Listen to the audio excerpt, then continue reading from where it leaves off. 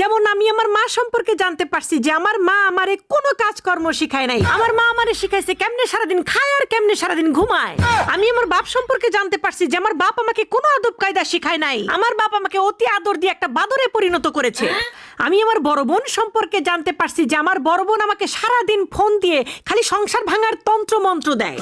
আমি আমার ছোট বোন সম্পর্কে জানতে পারছি যে আমার ছোট বোন সারাদিন কেমনে দুলা ভাইয়ের পকেট কাটা যায় সেই বুদ্ধি দেয়।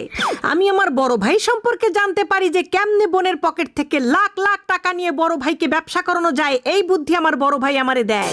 সবচাইতে বড় কথা আমি আমার স্কুল কলেজ বিশ্ববিদ্যালয় সম্পর্কে জানতে পারছি যে তারা আমাকে কোনো শিক্ষাই নাকি দেয়নি, সেখান থেকেই নাকি আমি শিখছি কেমনে বেয়াদবি করা যায়, কেমনে বড়দের মুরব্বীদের মুখে মুখে খালি তর্ক করা যায়। আর আরেকটা জিনিস কি, আমি আমার নিজের সম্পর্কে এতদিন যা জানতাম না সেটাও জানতে পারছি।